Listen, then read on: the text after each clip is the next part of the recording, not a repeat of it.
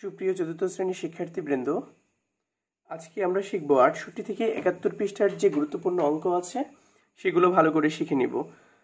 So পুরো video মন দিয়ে দেখবে যে অঙ্কে কোনো কনফিউশন, কোনো সমস্যা থাকবে না আশা করি। তো ৬৮ পৃষ্ঠায় দেখো গাণিতিক বাক্য সঠিক না ভুল এটা আমরা শিখব। তো এখানে দেওয়া আছে ১৫ যোগ ৭ সমান ২২। দেখো এখানে করে দেওয়া আছে ক নম্বরে ১৫ যোগ ৭ দুইটা পক্ষ অনুযায়ী, যেমন আমরা আগে অর্থাৎ ৬৭ পৃষ্ঠায় অঙ্ক করেছি বাম পক্ষ ডান পক্ষের অঙ্ক, সেম একইভাবে এখানেও করা আছে ১৫ যোগ ৭ সমান কত, ১৫ আর ৭ যোগ করলে ২২ হয়। তাহলে এখানে ডান পক্ষ তো ২২ দেওয়াই আছে, তার মানে কি বাক্যটি সঠিক। অর্থাৎ সঠিক বা ভুল এটা আমাদের বের করতে যদি মিলে যায়, অর্থাৎ বাম পক্ষ ডান পক্ষ সমান হয় তাহলে বাক্যটি সঠিক হবে, আর যদি বাম পক্ষ ডান পক্ষ সমান না হয় তাহলে বাক্যটি ভুল বাক্য। এটাই ব্যাস, তোমরা এমনিতেই পারবে, সবাই পারবে। যেমন দেখো খ নম্বরে দেওয়া আছে 12/5, ভাগফল থাকবে হচ্ছে ২ আর ভাগশেষ কি ২ থাকবে। তাহলে এখানে তো সমানের পরে কি আছে ৫ আছে, তার মানে কি বাক্যটি মিলছে না, এখানে বাম পক্ষ ডান পক্ষ কি অমিল, তার মানে বাক্যটি ভুল। এবারে দেখো এখানে দেওয়া আছে নিচের গাণিতিক বাক্যগুলোর মধ্যে কোনটি সঠিক বা কোনটি ভুল। দেখো এখানে দেওয়া আছে ৪৬ বিয়োগ ৭ সমান ৪০। তাহলে আমি যদি এইভাবে তোমাদেরকে করে দেখাই তাহলে তোমরা নর্মালি এইভাবেই বুঝতে পারবা। আমি এখানেই করে দেখাচ্ছি। ৪৬ থেকে ৭ যদি বিয়োগ করো, এখানে বাম পক্ষ ডান পক্ষ, তাই না? এটা তোমরা খাতায় যখন করবা তখন বাম পক্ষ এবং ডান পক্ষ লিখে করবা ডান পক্ষ, তাহলে আরও ইজি হয়ে যাবে, যেহেতু বইয়ে এইভাবেই দেওয়া আছে। তাহলে বাম পক্ষই দেওয়া আছে ৪৬ বিয়োগ ৭, তাহলে বিয়োগ করলে কত হচ্ছে, ৪৬ থেকে ৭ বিয়োগ করলে থাকবে ৩৯, আর ডান পক্ষে দেওয়া আছে ৪০, তাহলে তো এটা আর করার প্রয়োজন নেই। তার মানে কি এই বাক্যটি অবশ্যই ভুল, কারণ আমরা জানি যে বাম পক্ষ ডান পক্ষ যদি সমান হয় তাহলে বাক্যটি সঠিক, আর সমান না হলে ভুল। তো তোমরা ঠিক এইগুলো বের করতে পারবা। দেখো আমরা ৭০ পৃষ্ঠার অঙ্কটায় চলে যাই, অঙ্কটা খুব ইম্পর্টেন্ট তোমাদের জন্য। তাহলে আমরা আগে বুঝি অঙ্কটা। দেখো লেখা আছে, দেখো অঙ্কটা আগে ৭০ পৃষ্ঠার ১ নং অঙ্ক। তোমার কাছে ২১টি বড়ই ছিল, যা থেকে কিছু বড়ই, প্রত্যেক কথাগুলো তোমাদেরকে ভালো করে বুঝতে হবে। তাহলে তোমার কাছে ২১টি বড়ই ছিল, যা থেকে কিছু বড়ই বন্ধুরা খেয়ে ফেলাই, আর ১৪টি বড়ই অবশিষ্ট থাকলো। দেখো তোমার কাছে ২১টা বড়ই ছিল, তার থেকে কিছু বড়ই তুমি জানো না কয়টা, খেয়ে ফেলাই ১৪টা বড়ই আছে। তাহলে ১ নম্বরের প্রশ্নে কি বলেছে, খেয়ে ফেলা বড়ইকে খালি ঘর ধরে গাণিতিক বাক্যে প্রকাশ করতে হবে। আচ্ছা, তাহলে আমরা এই খেয়ে ফেলা বড়ইকে গাণিতিক বাক্যে প্রকাশ করব। দেখো আমরা কিভাবে সমাধান করা যায়। তাহলে মোট বড়ই ছিল কতটি, ২১টি। কয়টা খেয়ে ফেলেছে জানি না। দেখো খেয়ে ফেলেছে তার মানে কি কমে গিয়েছে, এই জন্য আমরা এখানে কি দিব, বিয়োগ দিব। যেহেতু আমাদের থেকে কমে যাচ্ছে, ২১টা বড়ই ছিল, বন্ধুরা যেহেতু খেয়ে ফেলেছে তার মানে আমাদের থেকে ওই ২১টা বড়ই নেই, কমে গেছে, এই জন্য বিয়োগ করব। বিয়োগ কয়টা বড়ই খেয়েছে আমরা জানি না, এই জন্য খালি ঘর দিলাম। যেহেতু আমাদের এখানে কি বলেছে, খালি ঘর ধরে প্রকাশ করতে বলেছে, সমান এখন আছে কয়টা, ১৪টি বড়ই আছে। তাহলে আমরা এখানে কত লিখব, ১৪ লিখব। দেখো এই অঙ্কগুলো খুব সহজে আমরা সমাধান করতে পারি, ভালো করে খেয়াল করো, দেখবে সবাই বুঝতে পারবা নর্মালি। এবার এর আগে আমি তোমাদেরকে অঙ্ক করার আগে একটু নিয়ম শেখাই, তোমরা সবসময় মাথায় রাখবা। এই অঙ্ক করার সময় সমানের বাম পাশে যদি বিয়োগ থাকে, ডান পাশে যদি যায় সেই সংখ্যা, তাহলে সেটা হয়ে যাবে যোগ। যদি এখানে যোগ থাকে তাহলে এখানে গেলে বিয়োগ হয়ে যাবে, যদি এখানে গুণ থাকে এখানে গেলে ভাগ হয়ে যাবে, অর্থাৎ বিপরীত হয়ে যাবে। এখানে ভাগ থাকলে এখানে গুণ হবে। তার মানে তোমরা বুঝতে পারছো। ২১ এখানে বিয়োগ ১৪, দেখো এখানে প্লাস ১৪ আছে, যেহেতু সমানের ডান পাশে আছে তার মানে আমরা এখানে দিব ১৪, আর এখানে এই খালি ঘরটাকে আমরা এই পাশে নিব, এখানে বিয়োগ খালি ঘর আছে, তাহলে এখানে গেলে কি হয়ে যাবে, প্লাস হয়ে যাবে। তো প্লাস দেওয়ার প্রয়োজন নেই, আমরা জানি কোনো সংখ্যার বাম পাশে নর্মালি প্লাস দেওয়ার প্রয়োজন নেই। আচ্ছা দেখো এবার বিয়োগ করলে কত হয়, ১৪ আছে, কত হলে ২১ হয়, ৬ ৭, তাই 7 সমান খালিঘর। তার মানে এবার দেখো আমরা এটাকে উল্টাতে পারি এরকম, খালিঘর সমান 7। প্রথমে বলেছে খেয়ে ফেলা বড়ই সংখ্যা খালিঘর ধরে একটি গাণিতিক বাক্যে লেখো। দেখো সেই গাণিতিক বাক্যটা আমি প্রথমে লিখে ফেলেছি, এটাই গাণিতিক বাক্য। এবং খ নম্বরে বলেছে অজানা সংখ্যাটি নির্ণয় করো। অজানা সংখ্যা মানে কি? খালিঘরের সংখ্যা তো আমরা জানি না যে কয়টা বড়ই খেয়েছিল। মোট বড়ই ছিল 21টা, আর কিছু বড়ই খেয়েছিল ছিল কতটা? 14টা। তার মানে কি কিছু বড়ই খেয়েছিল, কয়টা বড়ই খেয়েছিল? 7টি বড়ই খেয়েছিল। তাহলে আমরা নর্মালি বুঝতে পেরেছি। তাহলে আমরা এই 2 নম্বরের অজানা সংখ্যাটি আমরা বের করে ফেললাম। দেখো এবার গাণিতিক বাক্যটা আমি কিন্তু এখানে লিখি নাই, কিভাবে লিখবা এটা আমি নর্মালি, এটা 2 নাম্বার, 1 নাম্বারটা আমি তোমাদেরকে লিখে দেখাই। প্রথমে লিখবা গাণিতিক বাক্যটি হবে, গাণিতিক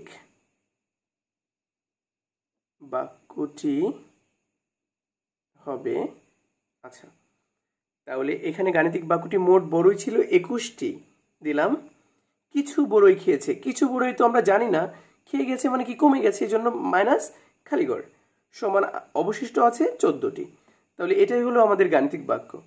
তাহলে এখানে তোমরা লক্ষ্য করো 70 পৃষ্ঠার 1-এর 1 নম্বরে গাণিতিক বাক্যটি হবে ঠিক এভাবে লিখবা, এবং 2 নম্বরে অজানা সংখ্যাটি, অর্থাৎ এই গাণিতিক বাক্যেরই আমরা এখানে অজানা সংখ্যাটি বের করেছি। এখানে দেখো 21 বিয়োগ এই খালিঘর সমান 14। তাহলে এই প্রক্রিয়ায় তুমি সহজেই যে কোনো অঙ্কের সমাধান করতে পারো। এবার দেখো আরেকটি খুবই গুরুত্বপূর্ণ তোমাদের অঙ্ক, সেটা হচ্ছে 71 পৃষ্ঠার 2 নং অঙ্কটি। 71 পৃষ্ঠার 2 নংয়ে আছে 32টি রুটি কয়েকজন লোকের মাঝে সমানভাবে ভাগ করে দেয়া হলো, যাতে প্রত্যেকে 8টি করে রুটি পায়। তাহলে ভালো করে খেয়াল করতে হবে, অঙ্কটা ভালো করে পড়তে হবে এবং বুঝতে হবে। আগে অঙ্ক করা যাবে না, অঙ্ক না পড়ে কখনো অঙ্ক করতে যাবে না। আগে অঙ্ক পড়বা এবং বোঝার চেষ্টা করবা, দেখবা যে নর্মালি তুমি নিজে নিজে অঙ্ক পেরে যাচ্ছ জাদুর মতো। দেখো 32টি রুটি কয়টা? 32টা। কয়জনকে সেটা আমরা জানি না। দেখো ভালো করে মাথায় দেখো, 32টি রুটি কয়েকজন লোকের মাঝে, কয়জন সেটা আমাদের জানা নেই, সেটা মনে করো খালিঘর। এবং সমানভাবে ভাগ করে দিতে হবে। কি করতে হবে? ভাগ করতে হবে। ভাগ করে দিলে প্রত্যেকে 8টি করে পাবে। তাহলে এখানে 1 নম্বরে বলেছে লোকের সংখ্যা খালিঘর ধরে গাণিতিক বাক্য লেখো। তাহলে আমরা লিখি 71 পৃষ্ঠার 2 নং সমাধান। আচ্ছা 2-এর 1 নংয়ে দেখো আমরা গাণিতিক বাক্যে প্রকাশ করি। গাণিতিক বাক্যটি হলো মোট হচ্ছে 32টি রুটি। তাহলে আমরা এখানে নিচেই লিখে দিই 32টি রুটি কয়জনকে ভাগ করতে হবে। দেখো এখানে বলেছে কয়েকজন লোককে, তাহলে কয়জন আমরা জানি না, এখানে এরকম রেখে লিখলাম, তোমরা দেখতে পাচ্ছ।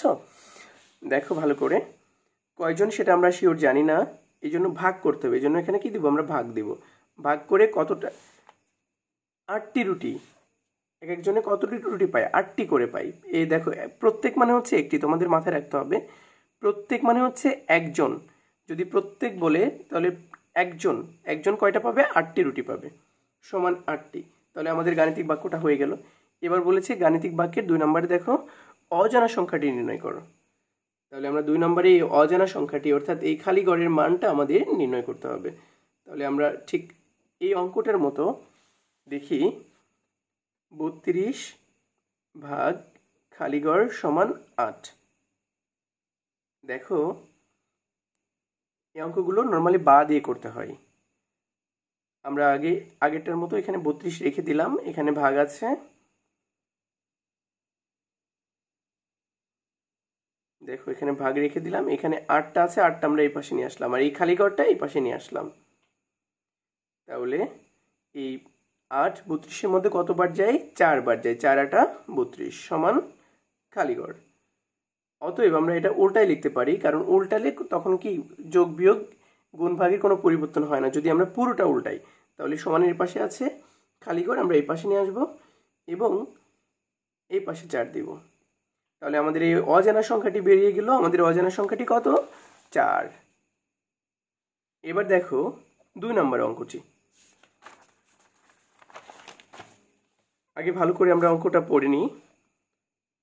এই অজানাকে দেখো, এই খালি ঘরকে অজানা সংখ্যা হিসেবে ব্যবহার করে নিচের বিবরণের গাণিতিক বাক্য লেখো এবং অজানা সংখ্যাটি নির্ণয় করো। আচ্ছা, 1 নম্বরে কি বলেছে? 1 নম্বরে বলেছে, আমরা দেখি একটি সংখ্যার সাথে, কোন সংখ্যার সাথে সেটা জানি না, একটি সংখ্যার সাথে, তাই না? তাহলে যেহেতু জানি না, তাহলে আমরা নর্মালি এই অজানা সংখ্যাটি আমরা দিতে পারি। তাহলে একটি সংখ্যার সাথে 12 যোগ করলে, দেখো কত যোগ করলে? যোগ 12 যোগ করলে যোগফল হবে 180। তাহলে আমরা এটা লিখতে পারি না? এখানে বলেছি একটি সংখ্যার সাথে, সেই একটি সংখ্যাটা কোনটা সেটা তো আমরা জানি না, সেটা মানে কি? খালি ঘর। এর সাথে 12 যোগ করলে, এই জন্য যোগ 12 দিয়েছি, করলে যোগফল কত হবে? 180 হবে। এবার বলেছে কি, এর খালি ঘরের আমাদের মানটা বের করতে হবে। দেখো কিভাবে মান বের করা যায় সহজে। বা আমরা খালি ঘরটাকে রেখে দিব, এখানে সমান দিব, সমানের পরে কি আছে? 180। দেখো এখানে আছে, এই সংখ্যাটা কোথায় গেল? এই সংখ্যাটা আমরা, এখানে আছে যোগ 12। তাহলে আমি বলেছিলাম এর আগে যে সমানের এই পাশে যদি যোগ থাকে, তাহলে এই পাশে নিতে গেলে কি করতে হয়? বিয়োগ করতে হয়। যদি এই পাশে বিয়োগ থাকে, এই পাশে যোগ, এই পাশে বাম পাশে যদি গুণ থাকে, ডান পাশে গেলে ভাগ করতে হয়। তাহলে আমরা এখানে আছে যোগ, এখানে করব বিয়োগ, বিয়োগ 12। বা খালি ঘর সমান যদি বিয়োগ করি, তাহলে 2 আছে কত হলে 10 হয়? 8, হাতে 1, 1 এর 1 2, 2 আছে কত হলে 8 হয়?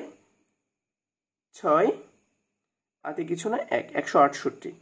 তাহলে আমাদের 1 নম্বরে খালি ঘর, অর্থাৎ দেখো এটা কিন্তু 2 এর 1 নং অঙ্ক আমাদের বেরোয় গেল। খালি ঘরের মান কত? 168 হবে। ঠিক তদ্রূপ আমরা 2 নম্বর করে ফেলি। ভালো করে দেখো, একটি সংখ্যার সাথে, আমাদের সংখ্যাটা জানা নেই, এই জন্য অজানা সংখ্যাটা বসিয়ে নিলাম। সংখ্যার সাথে 15 গুণ করলে, দেখো গুণ করলে কত? 15 গুণ করলে গুণফল হবে 270। এবার আমরা ঠিক আগের নিয়মে করি, বা খালি ঘর সমান 270, এখানে আছে গুণ, তাহলে এখানে কি হবে? ভাগ হবে, ভাগ 15। বা খালি ঘর সমান, দেখো এই অঙ্কগুলো বড় বড় যখন ভাগ করবা তখন রাফ করে নিবে এইভাবে, ভালো করে খেয়াল করো। 15 ভাগ 270। তাহলে 15, দেখো আমি সহজে তোমাদের এই ভাগটা শেখাই। 15 দুইটা সংখ্যা, একটা দুইটা, তাহলে আমরা প্রথম দুইটা ধরবো। আছে কত? 27। তাহলে 15 যদি 27-এর মধ্যে কতবার যায়? 2 বার নিলে 15 দুগুণে 30, বেশি হয়ে যায়, এই জন্য আমরা নিব 1 বার। 15কে 15। আচ্ছা, বিয়োগ করলে কত হয়? 2, 1, 12 থাকে। এবার দেখো এখানে শূন্য আছে, শূন্যটা আমরা কেটে নিব। 120। 15 120-এর মধ্যে কতবার যায়?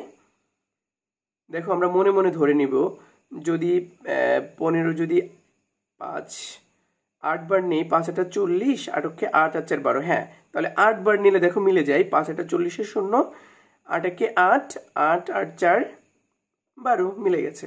তাহলে কত হলো? 18 হলো। তাহলে আমরা 2 নম্বরের সমাধান কত পেলাম? খালি ঘরের 18। তাহলে আশা করি তোমরা সবাই অঙ্কগুলো বুঝতে পেরেছো। আর যদি কারো সমস্যা থাকে তাহলে অবশ্যই কমেন্ট বক্সে এসে কমেন্ট করবে এবং জানাবে আমাকে, তাহলে আমি তোমার সমস্যাগুলো সমাধান দিতে পারবো। ধন্যবাদ সবাইকে।